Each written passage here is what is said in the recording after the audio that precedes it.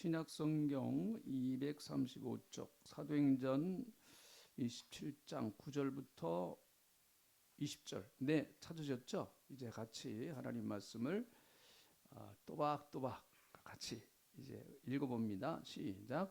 여러 날이 걸려 금식하는 절기가 이미 지났으므로 항례하기가 위태한지라. 바울이 그들을 권하여 말하되, 여러분이여, 내가 보니 이번 항해가 하물과 배만 아니라 우리 생명에도 타격과 많은 손해를 끼치리라 하되, 백부장이 선장과 선주의 말을 바울의 말보다 더 믿더라. 그 항구가 겨울을 지내기에 불편하므로 거기서 떠나 아무쪼록 베닉스에 가서 겨울을 지내자 하는 자가 더 많으니, 베닉스는 그레데 항구라. 한쪽은 서남을 한쪽은 서북을 향하여 더라. 남풍이 순하게 불매 그들이 뜻을 이룬 줄 알고 닷을 감아 그레데 해변을 끼고 항해하더니 얼마 안 되어 섬 가운데로부터 유라굴로라는 광풍이 크게 일어나니 배가 밀려 바람을 맞추어 갈 수 없어 가는 대로 두고 쫓아가다가 가우디라는 작은 섬 아래로 지나 간신히 거부를 잡아 끌어올리고 줄을 가지고 선체를 끌어 감고 수르디스에 걸릴까 두려워하여 연장을 내리고 그냥 쫓겨가더니, 우리가 풍랑으로 심히 애쓰다가 이튿날 사공들이 짐을 바다에 풀어버리고 사흘째 되는 날에 배의 기구들을 그들의 손에 버려 내버리니라. 여러 날 동안 해도 별도 보이지 아니하고 큰 풍랑이 그대로 있음에 구원의 요망마저 없어졌더라. 아멘. 바울이 로마까지 가는데 타고 갔던 배의 이름은 알렉산드리아라고 하는 배였습니다. 아마 알렉산더 대왕을 생각하면서 붙여진 배의 이름이 아닐까, 그렇게도 생각해 봅니다. 이 배는요, 주로 무역하는 배이었기 때문에 무역하는 물품을 또 운송을 하고, 또 그 당시에 여행하는 사람들, 또 여기저기 다녀가야 할 사람들을 태우고 항해하는 배였습니다. 그 당시에는요, 죄수들만 따로 이렇게 태우는 배가 없었기 때문에 일반 사람들하고 같이 이렇게 죄수들을 태워서 로마까지 가게 하였습니다. 그 중에 한 사람이 이제 바울이었죠. 그 알렉산드리아 배를 타고 로마까지 바울은 이제 재판을 받으러 가는 거였습니다. 총 몇 명이었는가 하면, 이 배에 탄 사람이 총 몇 명이었는가 하면 276명이었습니다. 그러니까 작은 배는 아니죠. 276명이니까요. 지금부터 2000년 전에 276명 정도의 배, 그리고 거기 또 화물도 태우고 또 여러 가지 다른 물품도 태운 배라고 하면 결코 작은 배는 아니었습니다. 이 배는 아마 그 애굽에서 출발을 했을 겁니다. 애굽에는 그 큰 곡창지대가 있기 때문에 그곳에서 아마 그 곡식을 많이 실어가지고 로마에다가 그 상납하는 이제 그런 과정이 많이 있었기 때문에 아마 그런 곡물을 많이 싣고 출발을 해서 소아시아 쪽을 거쳐서 그 무라라고 하는 항구에서 그 사람들을 또 태운 거죠. 바울은 바로 이 무라라고 하는 항구에서 배를 탔습니다. 그래서 사실은 그 로마로 직행을 하려고 했는데 여러 가지 기상 상황이 좋지 않아 가지고 사실은 지금 그레데 항구 쪽으로, 그레데 섬 쪽으로 밀려서 내려오는 그런 상황이었습니다. 지금이야 뭐 사실은 과학적으로 과학이 많이 발달하고 기상 관측하는 기계들이 많이 있기 때문에 기상청에서 기상 여건을 늘 알려주기 때문에 풍랑이 많은 그런 때는 운항을 하질 않죠. 안전을 위해서요. 뭐 파도가 높다든지 바람이 심하게 분다든지 태풍이 온다든지 그러면 배가 출항을 하지 않습니다. 그러나 그 당시에는 뭐 사람의 직감이라든지 어떤 계절의 상황이라 이런 걸 보면서 했기 때문에 사실 풍랑이 불어온다고 하는 걸 예측하기는 굉장히 어려운 상황이었습니다. 지금부터 2000년 전이니까요. 여러분 그들은 무라라고 하는 이제 항구에서 출발을 해서 지금 그레데 섬에 도착을 했습니다. 그레데 섬에 도착을 했는데 그레데 섬에 어디에 도착을 했는가 하면 미항이라고 하는 항구에 도착을 했어요. 그게 이제 5절부터 8절까지 그 항해하는 내용이 나오는데요. 사실은 뭐 이렇게 좀 아주 누가가 그걸 자세하게 기록을 해놨어요. 누가는 아주 이 굉장히 문필력이 있는 글을 쓰는 재주가 탁월했던 사람 같습니다. 이런 것들을 어떻게 이렇게 자세하게 기록을 해놨는지요. 오늘 우리가 읽은 이 본문 말씀도 보면은 사실은 그 바다에서 일어나는 일들 그런 용어들이 이렇게 나옵니다. 그래서 우리가 좀 익숙하지를 않죠. 자, 여러분 5절부터 8절까지를 이렇게 보면은 이제 그 무라 항구에서 그레데 섬 미항까지 가는 과정을 쭉 이렇게 설명을 해놨는데요. 그 당시에 여러분 지중해의 날씨는 굉장히 예측하기가 어려웠죠. 지금부터 2000년 전이니까요. 굉장히 어려움이 많았습니다.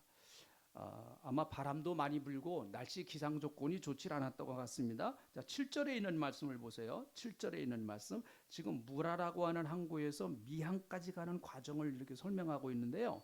배가 더디가 여러 날 만에 간신히 나도 맞은편에 이르러 풍세가 더 활약하지 아니하므로 살몬의 앞을 지나 그레데 해안을 바람막이로 항해하여.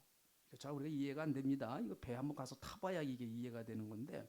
그래서 어쨌든 간신히 그 연안을 지나 미항이라고 하는 곳에 이르니 라세아시에서 가깝더라 그렇게 말합니다. 여기 7절에서도 보면 간신이란 말이 나오고 8절에서도 보면 간신이란 말이 나와요. 그러니까 지금 굉장히 그들의 항해가 아주 쉽지 않았다라고 하는 것을 말해. 간신히 이제 미항에 도착을 하게 되었습니다. 자, 미항에 도착을 했는데요. 미항에 도착해서 두 가지 의견이 딱 갈려요. 두 가지 의견이 더 항해를 할 거냐 아니면 이 미항에서 머물 거냐.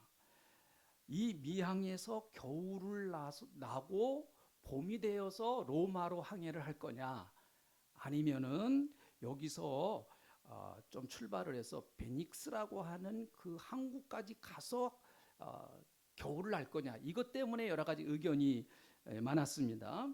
바울은 미항에서 겨울을 지내고 봄에 로마로 항해하자 그렇게 지금 백부장에게 이야기를 했습니다. 백부장하고 바울이 좀 이렇게 가까워졌던 것 같아요. 그래서 바울이 백부장님 여기 미항에서 그냥 우리 겨울을 납시다.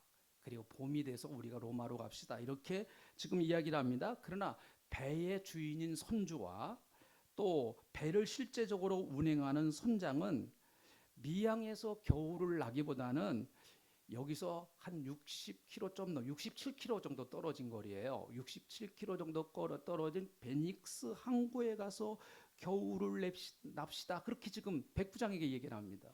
실제적으로 최종적인 이 권한은 누구에게 있는가? 백부장이 결정을 해야 됩니다. 백부장은 당시 공무원이었기 때문에 백부장이 어떻게 결정을 하느냐에 따라서 미항에서 겨울을 나느냐 베닉스 항구에서 겨울을 나느냐 이게 결정이 되는데 최종적으로 보면은 여러분 그들은 미항에서 겨울을 나는 것이 아니라 베닉스 항구에 가서 겨울을 나는 것으로 결정을 하고 항해를 시작을 하는데 가다가 도중에 여러분 유라굴로 광풍을 만났다. 그렇게 20절에 유라굴로 광풍을 만났다. 14절에 이야기를 하죠. 자, 14절에 이런 말씀을 보세요. 이제 항해를 하는 도중에 미항에서 베닉스 항구까지 항해를 하는 도중에 광풍을 만납니다. 14절 얼마 안 되어 섬 가운데로부터 유라굴로라는 광풍이 크게 일어난지라. 큰 풍랑이에요. 유라굴로. 여기 광풍이라 그랬습니다. 광자는 무슨 광자입니까? 이 광자는 무슨 광자인가 하면 미칠 광자예요. 미칠 광자. 미친 바람이란 말이에요. 굉장한 풍랑이 이제 일어났습니다. 그래서 그들이 그 풍랑 가운데서 그 풍랑을 빠져나가려고 여러 가지 많이 애를 쓰고 나중에는 소중한 물건까지 다 바다에다가 버리고 그랬습니다. 자, 큰 풍랑을 만났습니다. 20절에 있는 말씀 보세요. 20절. 여러 날 동안 여기 나중에 보니까 한 14일 정도 돼요. 이 날이요. 여러 날 동안 해도 별도 보이지 아니하고 큰 풍랑이 그대로 있음에 구원의 여망마저 없어졌더라.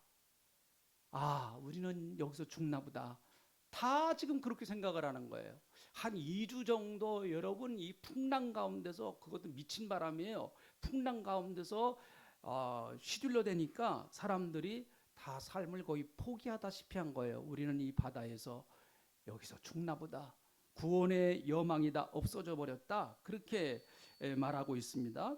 여러분, 그들이 풍랑을 만났는데요. 우리가 이 풍랑을 통해서 사실은 성경에 이런 본문이 기록되어 있는 것은 이 본문을 통해서 우리에게 많은 깨달음과 교훈을 주기 위한 것이기 때문에 이 풍랑을 만난 사건이 기록되어졌다고 봅니다. 그런데 사실 가만히 이 말씀을 여러분 읽어보면은, 자세히 읽어보면 사실은 이 항해에서 풍랑을 만나지 않아도 될 풍랑을 그들은 만난 거예요. 사실은요. 안 만나도 될 풍랑을 사실은 만났습니다. 근데 그게 안타까운 거예요. 안 만나도 될 풍랑을 만났다. 어쩔 수 없이 풍랑을 만났다고 하면 그건 어쩔 수 없으니까. 그런데 이 풍랑은 얼마든지 피해갈 수 있는 풍랑이었는데 그들이 풍랑을 만난 거예요. 근데 우리의 삶도 그렇잖아요. 우리의 인생도 보면은 참 만나지 말아야 될 풍랑을 만납니다. 그리고 안 만나지 말아야 될 풍랑을 만나는 건 조금 덜 억울해요. 근데 만나지 말아도 될 풍랑을 만나는 거예요. 이건 정말 억울하죠. 그렇잖아요. 내가 조금만 더 지혜로웠다고 그러면은 이런 어려움이 나에게 없었을 텐데, 이런 어려움을 내가 만나지 않았을 텐데, 이게 참 나중에 생각해 보면은 내가 그때 좀 그렇게 안 했으면은 내가 그때 그 고생을 안 했을 텐데 하는 그런 것도 우리가 있지 않습니까? 오늘 이 본문 말씀에서 나오는 이 풍랑은 사실은 만나지 않아도 될 풍랑을 만난 거예요. 성경에서 풍랑을 만난 여러 가지 사건이 나옵니다. 어떤 풍랑은 하나님이 의도적으로 풍랑을 만나게 하시는 풍랑도 있어요. 그런 건 어쩔 수 없습니다. 만나야 돼요. 그건 내가 못 피해갑니다. 그건 만나는 거예요. 만나서 대면하고 부딪혀야 됩니다. 그거는, 그런 풍랑은요. 그런데 사실 오늘 이 본문 말씀에 나오는 풍랑은 안 만나도 될 풍랑을 만났어요. 그걸 우리에게 깨닫게 해주시는 거예요. 자, 오늘 왜 그들은 만나지 않아도 될 풍랑을 만났는가 하는 거예요. 그래서 거의 죽음의 자리까지 이르렀고, 자기들이 가지고 있는 물건 같은 거, 소중한 것, 여러분 다 전부 다 나중에 바다에다가 던져버립니다. 살아나려고요. 살아나려고. 사실은 이렇게 하지 않아도 될 일이었는데 너무나 안타까운 것이죠. 그들은 왜 만나지 않아도 될 풍랑을 만났을까요? 몇 가지만 한번 이 본문 말씀을 통해서 찾아보면서 우리도 한번 여러분 우리의 삶을 뒤돌아보며 이 말씀을 붙드는 시간 되시기 바랍니다. 첫째는 그들은 육신의 안락함과 평안함만을 추구하다가 풍랑을 만났어요. 육신의 안락함과 편안함, 그것만 추구하다가 풍랑을 만났습니다. 자, 여러분 그들이 미항에서 베닉스 항구로 떠난 이유가 무엇인가 하면, 미항, 여기서 미자는 아름다울 미자입니다. 그런데 미항은 대단히 아름다운 섬이에요. 그런데 뭐가 아름다운가 하면 자연이 아름다운 거예요. 그 지역의 그 자연이 너무 아름답습니다. 그런데 사실 미항은요, 굉장히 작은 어촌의 조그만 항구예요. 그러니까 사람 손이 많이 안 탔으니까 자연 환경은 너무나 좋을 거 아니겠습니까? 그러니까 미항이에요. 아, 이 항구는 너무너무 아름답다. 사람들이 그렇게 얘기를 하다 보니까 그 항구 이름이 아름다울 미자가 붙여진 거예요. 그런데 문제는 뭔가 하면 시골의 어촌의 아주 작은 항구였습니다. 그래서 여기서 오래 머물기가 대단히 불편한 거예요. 반면에 베닉스 항구는요, 거기서 한 67km 정도 떨어진 항구인데요, 그 항구는 굉장히 항구가 큽니다. 굉장히 항구가 커요. 그리고 그 항구 도시는 화려합니다. 굉장히 화려해요. 그러니까 사람들이 생각할 때, 아, 여기 불편한 이 미항보다 여기서 조금만 더 가면, 한 60km 정도만 조금만 더 가면은 가서 편안히 있을 수 있는 베닉스 항구에 가서 우리가 거기서 겨울을 납시다. 그렇게 자연적으로 그렇게 결정이 난 겁니다. 그런데 여러분, 자, 9절에 있는 말씀을 보세요. 9절. 여러 날이 걸려 금식하는 절기가 이미 지났으므로 항해하기가 위태로운지라, 그렇게 말합니다. 금식하는 절기란 이스라엘 절기를 보면 금식하는 절기가 있는데 그 절기가 대속죄일 날 금식을 해요. 대속죄일은 유대인의 달력으로 7월 10일을 말합니다. 그런데 이 7월 10일을 지금 달력으로 환산을 하면은 한 10월 초 정도 되는 거예요. 6월 중순에서 10월 초 정도 되는 그런 계절을 말하는 것입니다. 그런데 여러분, 이 시기는 지중해를 항해하기가 대단히 어려운 시기로 접어듭니다. 지중해를 항해하기가 가장 좋은 시기는 5월 중순에서 9월 중순까지 약 한 4개월 정도라고 합니다. 요 기간 동안 대부분 항해를 많이 하고, 요 기간 동안 대부분 무역선들이 왔다 갔다 하면서 무역을 하고 그럽니다. 그런데 지금 이들이 항해하는 이때가 언제인가 하면은 바로 이제는 막 가을로 접어들어서 풍랑이 많이 일어나는 그때에 막 접어들었습니다. 그러니까 여러분, 가을부터 겨울까지는 지중해, 지금부터 2000년 전에 지금 말하는 게 아닙니다. 지금부터 2000년 전에 가을부터 겨울까지는 지중해에서 항해를 하지 못합니다. 그러니까 쉬는 거예요. 겨울 나기까지. 그래서 봄이 돌아오면은 이제 봄에 새롭게 출발을 하는 거거든요. 그런데 여러분, 미항이라고 하는 이 항구에서 머물기가 대단히 불편한 거예요. 거기서 겨울을 나기가 대단히 육신적으로 불편한 겁니다. 그래서 베닉스 항구로 가자. 그렇게 결정이 난 것이죠. 여러분, 미항은 아까 얘기한 것처럼 작은 항구였기 때문에 겨울을 나기가 대단히 불편했습니다. 그러나 베닉스 항구는 겨울을 지내기가 미항보다 훨씬 더 안락하고 편했습니다. 왜 그런가 하면 거긴 유흥가도 많았습니다. 사창가도 있었습니다. 도박장도 있었어요. 이런 게 많으니까 여러분, 사람들은 당연히 거기 가서 겨울 동안에 좀 즐기고 먹고 편안하게 좀 즐겁게 지내자, 그런 생각을 할 수밖에 없었지 않았습니까? 바울은 반대했습니다. 바울은 반대했어요. 이 미항에서 우리가 겨울을 지냅시다. 조금 불편해도 이 미항에서 겨울을 지내는 것이 우리에게 훨씬 더 안전합니다. 그렇게 말합니다. 그러나 더 많은 사람들이 베닉스로 가자고 얘기를 합니다. 12절에 있는 말씀을 보세요. 자, 12절.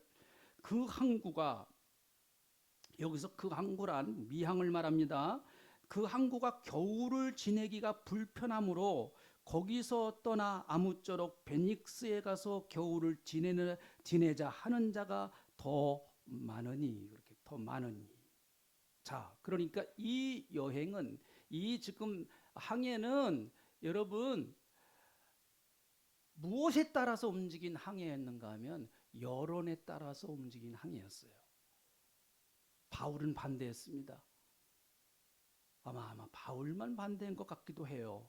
대부분의 사람들이 아니에요, 저 베닉스에 가서 우리가 과동합시다, 겨울을 납시다, 그렇게 말합니다. 안락한 겨울을 좀 편안한 베닉스에 가서 나자고 하는 것, 여러분 대다수의 사람들이 하는 이야기였습니다. 그런데 결과적으로 보면 누구의 말이 맞았느냐? 결과적으로 보면 바울의 말이 맞았어요. 결과적으로 보면. 그래서 여러분, 진리는 그렇습니다. 진리는 꼭 대다수가 찬성한다고 해서 거기에 하나님의 뜻이 꼭 있는 건 아니에요. 교회가 잘못하면 여러분 이유 함정에 빠질 수 있습니다. 아, 대다수가 결정을 했으니까 우리는 그렇게 해야 됩니다. 그것이 맞을 수도 있는데요. 꼭 맞는 건 아니에요. 꼭 맞는 건 아닙니다. 다시 한번 우리가 하나님 앞에 물어보고 다시 한번 물어보고 하나님의 뜻을 다시 한번 찾아보고 항상 우리는 하나님의 뜻을 살펴야 됩니다. 아무리 많은 사람들이 좋다고 찬성한다고 할지라도 하나님이 노 하시면 그건 교회는 하지 말아야 돼요. 또 많은 사람들이 다 반대한다고 할지라도 하나님이 해야 돼 하면 교회는 해야 되는 거예요. 그게 교회와 세상의 어떤 집단과 다른 특징인 것이죠. 그래서 여러분 교회 일 하기가 쉽지 않아요. 교회 일 하기가요. 여러분 예수 믿는 거요 불편한 겁니다. 그래서 예수를 믿으면 내 삶이 편해질 것이다. 저는 그렇게 생각하지 않습니다. 저는 그렇게 생각하지 않아요. 예수 믿으면요, 잘 들으세요. 삶이 불편해집니다. 동의하세요? 아직 동의가 좀 안 되시는 분들은 조금 더 믿어보세요. 조금 더 믿어보세요. 그래서 제가 한때 이런 얘기를 우리 교회에서 많이 했습니다. 예수 믿고 불편하게 살자. 한번 따라해 봅시다. 시작. 예수 믿고 불편하게 살자. 자신이 없으신가 봐요. 마이크 그 마스크 때문에 소리가 적어서 그런 건가? 다시 한번 크게 해봅시다. 시작. 예수 믿고 불편하게 살자. 그래야 기도합니다. 인간은요, 삶이 불편해져야 하나님 찾습니다. 예수 믿고 불편하게 살자. 그래야 하나님 찾는다. 제가 목회하면서 깨달은 거예요. 그건 제가 깨달은 거예요. 저도 그렇더라고요, 보니까. 저도 그래요. 교회가 좀 잘 되고요. 교회가 좀 부흥되고요. 교회가 아무 문제 없고 편안하면 전 참 좋아요. 육신적으로 편안하고 마음이 편안하고 좋아요. 근데 솔직히 저는 목사입니다만은 애절하게 하나님 찾는 건 부족하시더라고요. 보니까. 조금 불편해야 돼요. 우리의 삶이. 아멘 하실 수 있어요? 예, 조금 불편해야 돼요. 여러분의 삶이 지금 불편한 것으로 인해서 하나님 앞에 감사하셔야 돼요. 내 삶에 지금 불편한 게 있어요. 그것이 사람일 수도 있고 사람 때문일 수도 있고 물질 때문일 수도 있고 아니면 내 여러 가지 어려운 상황, 경제적인 상황이나 환경이 어려울 수도 있고 뭐 여러 가지 이유는 많을 수 있을 것입니다. 그런데 사실은 예수 믿으면서 좀 그렇게 불편한 게 어떻게 보면 우리가 하나님을 찾을 수 있는 좋은 기회가 될 수도 있다 하는 거죠. 그래서 내 삶의 걸림돌을 내 삶의 디딤돌로 만들어라. 멋있는 말이죠. 제가 말해도 멋있네요. 네, 내 삶의 걸림돌을 하나님께로 점프할 수 있는 디딤돌로 삼자. 아멘 해보세요. 아멘. 예. 이 삶의 걸림돌은 사실 불편하잖아요. 우리의 삶에 자꾸 내 삶을 걸려서 넘어지게 하는 거란 말이죠. 그러나 예수 믿는 사람들은 그 걸림돌을 디딤돌로 만들 수 있는 능력이 있는 사람이에요. 다 있습니다. 우리에게. 어떤 사람이라도 다 있어요. 보니까. 육신적으로는 예수 믿는 삶이 좀 불편합니다. 그러나 영적으로는 편안해요. 샬롬이에요. 영적으로는. 육신적으로는 좀 불편할 때가 많아요. 아브라함 보세요. 여러분 하나님께서 아브라함을 부르셨는데 너는 내가 지시할 땅으로 가라. 본토 아비 친척집을 떠나서 내가 지시할 땅으로 가라 말씀하십니다. 그런데 아브라함이 살던 곳은 어딘가 하면 갈대아 우르였습니다.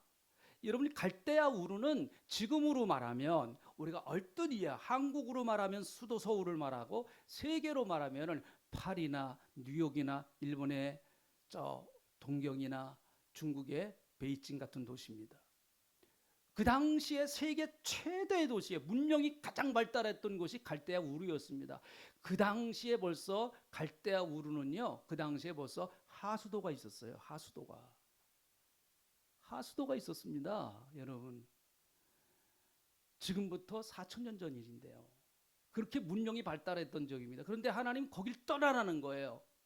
떠나서 아브라함은 대단히 불편한 장소로 갑니다. 그 불편한 장소가 어디입니까? 가나안이에요. 가나안은 불편한 장소입니다. 가나안에 가자마자 조금 있다가 뭘 당하나요? 흉년을 당합니다. 흉년을. 갈대아 우르가 여러분 왜 그렇게 풍요로운 땅인가 하면 갈대아 우르는 두 개의 큰 강이 흐릅니다. 두 개의 큰 강이 가까이에 흘러요. 하나는 유브라데스 강과 하나는 티그리스 강. 세계의 문명이 발달했던 바로 메소포타미아 문명이 발달했던 지역이거든요. 거기가. 세계 최초의 문명이 발달했던 지역이 메소포타미아 문명 아닙니까? 거기서 아브라함이 살던 사람이거든요. 그러니까 그는 최고의 문명 가운데서 살았는데 하나님이 그를 그렇게 편하던 장소에서 불편한 장소로 옮겨버리십니다. 내가 지시할 땅으로 가라. 하나님 어디로 갈까요? 묻지 말고 가보니까 대단히 살기에 불편한 가나안 땅이었어요. 갈대아 우르에서는 정착 생활을 했습니다. 그러나 예수를 믿고 나서 그는 유랑 생활을 했어요. 여러분, 저는 이게 크게 변하는 거라고 봅니다. 예수 믿기 전에는요, 우리는 정착민이에요. 이 세상이 다라고 생각하고 세상에다가 목숨을 걸고 사는 정착민입니다. 우리는. 그러나 예수 믿고 나서는 여러분 우리의 삶이 변화됩니다. 뭐로 변화돼요? 나그네로 변화돼요. 나그네는요 유랑 생활이에요. 언제든지 떠날 준비를 하는 사람이에요. 40년 동안 광야 생활이 바로 그거 훈련한 거예요. 떠나라는 거죠. 구름이 움직이고 구름 기둥이 움직이고 불 기둥이 움직이면 언제든지 떠나라. 사랑하는 성도 여러분, 우리 예수 믿는 사람은요 하나님이 오라 그러면 언젠가 가야 될 사람이에요. 가야 될 사람입니다. 너무 갈 때 무겁지 않도록 좀 삶이 여러분 이제 연세가 드시고 하나님 나라가 가까우셔서 단출하게 사는 삶을 사셔야 돼요. 오늘 가서 옷장에 있는 옷들 많이 버리세요. 여자분들 특별히 맨날 옷 없다고 그냥 입을 없다고 그러지 마시고 웬만한 옷 다 정리하세요. 나중에 그 후손들 그거 해결하라고 머리 아프고 복잡해요. 그거. 네? 신앙생활도 자꾸 편하게만 하려고 하는 속성이 자꾸 오늘 현대인 크리스천들에게 있는 것 같은 안타까움이 있어요. 힘든 곳에서 편한 곳으로 자꾸 이동을 합니다. 충성된 자리에서 단순한 자리로 자꾸 옮겨가려고 그럽니다. 교회 일 아유 복잡하다는 거예요. 교회 일 하다 보면 복잡해. 아유 그냥 예배나 참석하고 가면 되는 거지 뭐. 그 누가 해요? 누가 해요 그러면요? 내가 져야 될 짐을 왜 다른 사람한테 뛰어넘기세요? 왜? 그 사람은 어떻게 하라고? 작은 교회에서 큰 교회로 이동하는 거 그건 뭐 잘못이 아닙니다. 뭐 얼마든지 교회 옮길 수도 있고 교회 옮기는 게 뭐 잘못이에요? 괜찮아요. 뭐 환경이 그럴 수밖에 없는 건 얼마든지 옮길 수 있습니다. 그러나 충성된 소수의 자리에서 편안한 큰 무리의 장소로 옮기는 건 잘못이에요. 그건 잘못입니다. 그냥 큰 무리 속에 그냥 묻혀버리려고 옮기는 건 잘못이에요. 난 그건 반대예요. 가서 또 열심히 충성하고 우리 교회 계실 때보다 더 헌신하고 그러신다 그러면 오케이예요. 그럼 그건요. 아 우리 교회에서보다 더 헌신하신다고 그러는데 그걸 뭐 그들이 풍랑을 만난 이유는 너무 미항보다 베닉스가 훨씬 육신적으로 편하단 말이죠. 그래서 항해를 한 거예요. 두 번째는 왜 만나지 말아야 될 풍랑을 만나니까. 두 번째는 순하게 부는 남풍의 유혹이 됐어요. 자 13절에 있는 말씀 보세요. 13절 말씀. 자 분명히 9절에서는 항해하기가 위태하다 그렇게 말합니다. 항해하기가 위태로운 때. 그런데 13절에 보니까 남풍이 순하게 불매 그렇게 말. 남풍이 순하게 불어요. 야, 이거 괜찮네. 그들의 뜻이 이룬 줄 알고 닷을 감아 그레데 해변을 끼고 항해했다 그렇게 말합니다. 요 잠깐 부는 순하게 부는 남풍의 유혹이 돼버렸어요. 유혹이 됐습니다. 미항에서 베닉상구까지는 아까 얘기한 것처럼 65km 정도밖에 되지 않는 가까운 거리입니다. 베닉스로 떠나자는 의견이 더 많아 베닉스로 떠나려고 할 때 남풍이 순하게 붑니다. 그러니까 괜찮다 가자 그렇게 말합니다. 그러나 이 남풍은 일시적인 것이고 순간적인 것이었습니다. 금세 없어질 안개와 같습니다. 잠시 있다가 없어지는 무지개 같은 그런 남풍이었습니다. 사랑하는 성도 여러분, 요나 같은 경우를 보면은 요나는 하나님이 니누에로 가라 그렇게 말씀하시는데 그는 어기고 다시스로 가는 배를 타려고 요바로 도망갑니다. 전혀 방향이 반대예요. 니누에는 이쪽에 있고 다시스는 이쪽에 있어요. 전혀 방향이 반대쪽으로. 그런데 요바야로 내려가 배를 타고 아주 도망가 버리려고 요바로 내려가면서 그는 얼마나 마음이 졸였겠습니까? 초조했고 불안했겠죠. 내가 갈 수 있을까? 과연 도망갈 수 있을까?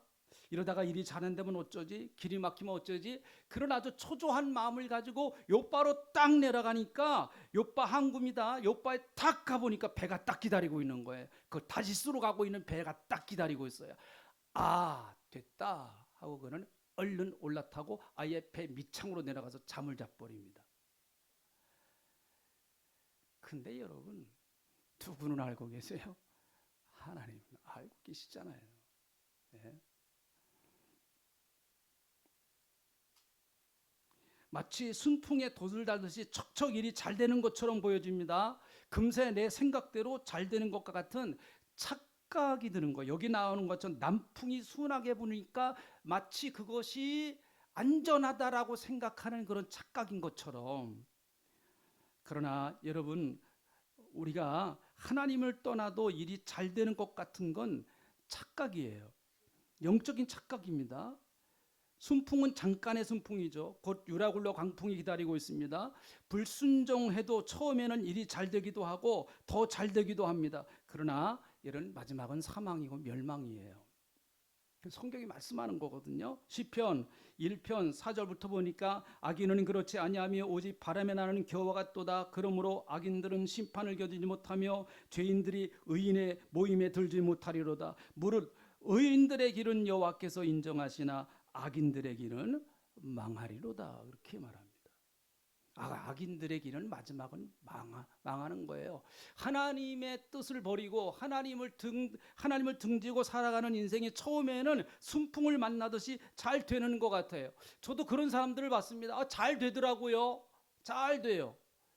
저하고 신학교 같이 다니다가 그만두고 또 목회하다가 그만두고 그렇게 사업도 하고 그런 분들도 있어요. 물론 어떤 분들은 소명이 없어서 그런 분도 있지만 저분은 해야 될 분인데 라는 분이 있어요. 근데 잘 돼요. 보니까 돈도 잘 벌어요. 사업도 잘 돼요. 저 만나서 돈 자랑도 하고 그래요. 열받더라고. 그래서 하나님 앞에 저도 기도도 하나님 아니 왜 가만두세요? 저런 인간은 좀 하나님 배를 좀 치셔야지. 그런 마음도 들기도 해요. 근데 여러분 어느 날 이제 일제 시대 때 일입니다. 일제 시대 때 일을 잘 이렇게 이해를 하시고 드셔야 돼요. 유명한 부흥 강사이셨던 최권능 목사님, 유명한 분입니다. 예수천당 그분 있죠. 예수천당 불신적 그분이 만든 거잖아요. 예수천당 불신적 막 그렇게 하는 분인데 어느 집사님이 와가지고 얘기를 하는 거예요. 목사님 왜 그래요? 아니 나 옆집 동네 그 사람은 특히 예수 믿지도 않는데 그렇게 잘 먹고 잘 살아요. 나는 예수 믿는데 이렇게 맨날 찌질이게 아주 가난하고 왜 이래요 도대체? 그렇게 이제 물어보는 거예요. 여러분도 그런 질문 하나님 앞에 하고 싶으세요? 자, 그럼 잘 들으세요. 그 목사님이 답을 하신 거예요. 그 목사님이. 그건 제가 얘기한 게 아닙니다. 그 목사님, 최건록 목사님이 답을 하신 거예요. 이렇게 얘기를 하셨습니다. 주사님, 동네 잔치가 벌어졌는데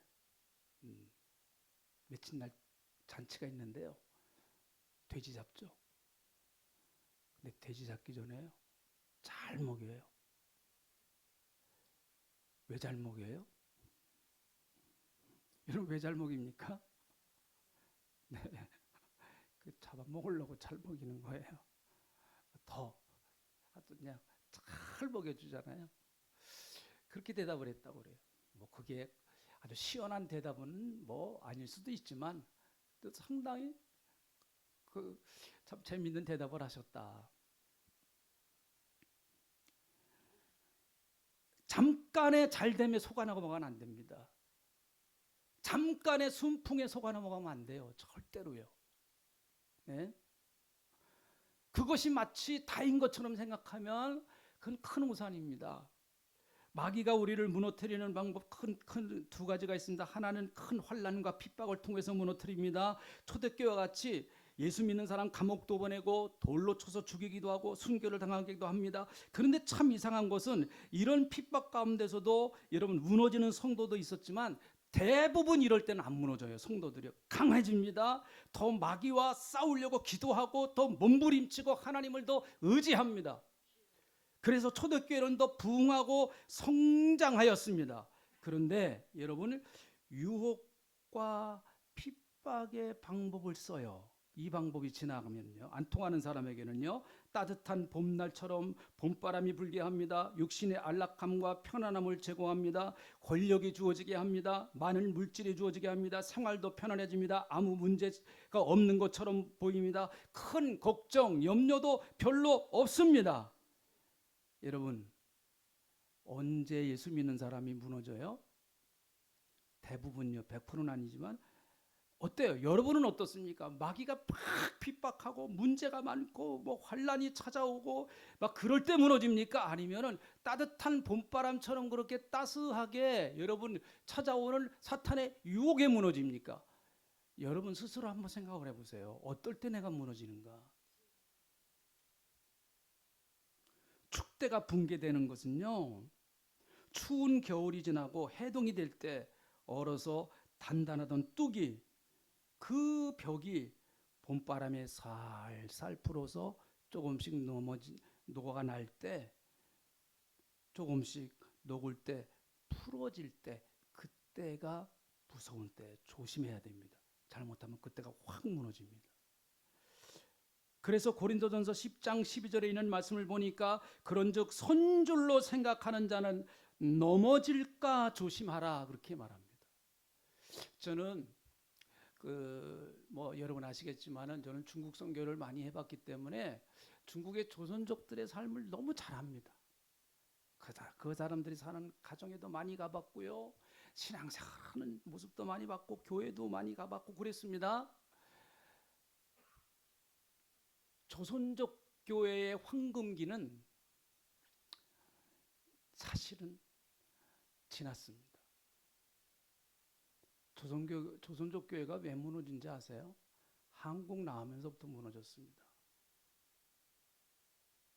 한국 나와서 그분들이 거기서 신앙생활 그렇게 중국에서 핍박받는 데서도 신앙생활 잘하던 사람들이 한국에 와서 돈 만지면서부터 무너졌어요.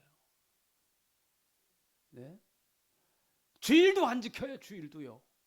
거기서 그렇게 주일 뭐 목숨 걸고 주일 지키던 사람들이 한국에 와가지고 주일도 안 지켜요. 네? 거기서 전도사 하던 사람들도 안 지켜요. 목사 하던 사람들도 안 지켜요. 와서 주일을요. 난 그런 사람들 봤어요.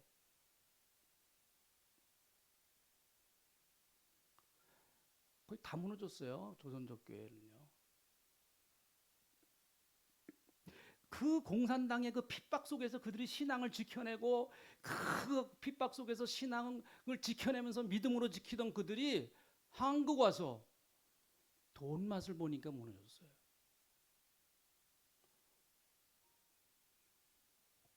돈 벌면 우리하고 똑같습니다. 우리가 중동에 나가서 했던 것과 똑같아요. 가면 그들은 집 삽니다. 아파트 사요. 똑같아요. 우리가 하는 거하고. 좀 너무 마음이 아파요. 그러나 그 가운데서도요. 신앙을 여기 나와서도 신앙을 잘 지키는 분들도 많아요. 그렇게 무너진 사람도 많지만 그렇게 신앙을 잘 신실하게 지키는 사람들도 많아요. 좀 자랑할게요. 제가 카톡방에 여러분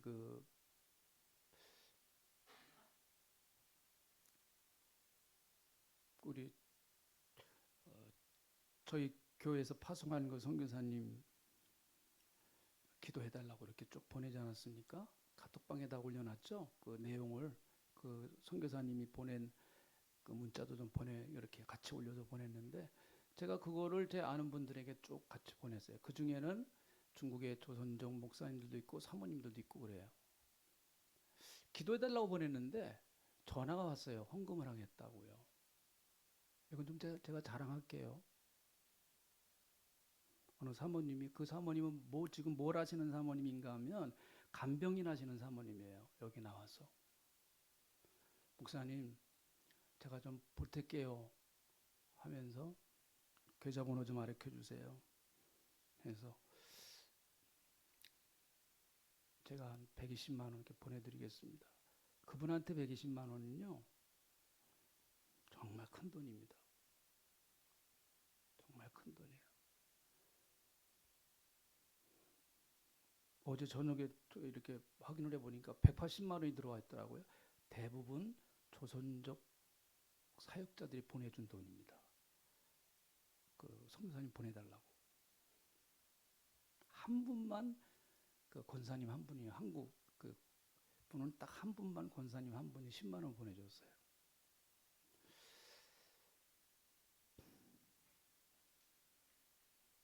그냥 자랑하려고 그래요. 여러분 오해하지 마세요.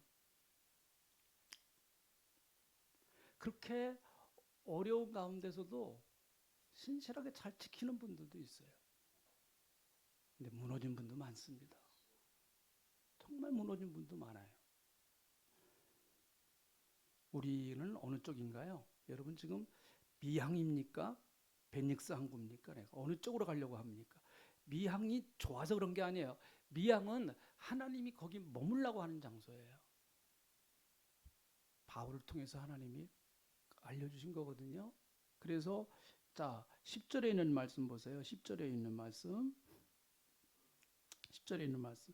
말하되 여러분이여 내가 보니 이번 항해가 화물과 배만 아니라 우리 생명에도 타격과 많은 손해를 끼치리라 하되 백부장이 선장과 선주의 말을 바울의 말보다 더 믿더라. 그렇게 말합니다. 여러분 누구의 말을 더 믿으세요? 지금 누구의 말을 지금 내 인생에 누구의 말을 더 믿고 살아가고 계십니까? 혹시 내가 하나님의 말씀보다 사람의 말, 내 경험, 또 세상적인 내 지혜, 자꾸 그런 것만 따라가기 때문에 내가 지금 풍랑을 만나는 건 아닌가요? 그거는요, 내 잘못이에요. 그건 회개해야 될 일이에요. 네? 누구의 말을 더 믿고 살아야 되느냐, 우리는. 결국은 그 풍랑에서 끝까지 책임져 주셔야 될 분이 누구냐 하는 걸 우리가 알아야 됩니다. 선주, 백부장, 그리고 선장, 풍랑 만나면 다 날아갈 사람들입니다. 다 나갈 사람들이에요. 하나도 내 인생 책임져 줄 사람들이 못 됩니다. 하나님 말씀 들으셔야 돼요. 기도하겠습니다. 여러분 내 마음에는요 두 가지의 마음이 있어요. 하나는 성령님이 말씀하시는 걸 들으려고 하는 마음, 하나는 내 인간적인 그 생각, 내 인간적인 방법을 자꾸 따르려고 하는 마음, 이 두 가지 마음이 내 마음에 있어요. 미항이냐 베닉스냐 마찬가지예요. 미양이 좋아서 머무는 것이 아니에요. 거기에 하나님이 머물라고 하니까 머무는 거예요. 여러분과 제가 하나님의 말씀에다가 생명을 걸고 살아야 돼요. 왜요? 사람은 나를 책임져 주지 못합니다. 그 어떤 누구도 내 인생을 끝까지 책임져 줄 사람은 아무도 없습니다. 오직 하나님만이 내 인생을 끝까지 책임져 주세요.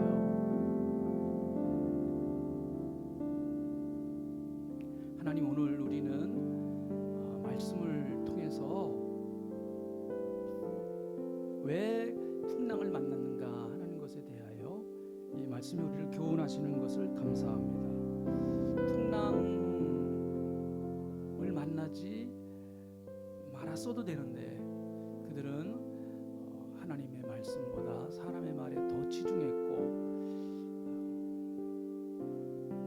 또 인간의 경험에 너무 치중을 했고 인간의 안락함과 편안함만 추구하다가 보니 그들에게 주님 풍랑이 찾아왔습니다. 하나님, 우리가 주님 따라가는 길이 좀 어렵고 힘들고 때로는 십자가를 지고 가는 그 길이 고통스러운 길이라고 할지라도 거기에는 소망이 있고 생명이 있고 하나님의 위로가 있고 평안이 있기에 주님, 우리는 그 길을 가기 원합니다. 주님 역사하여 주시옵소서. 고맙습니다.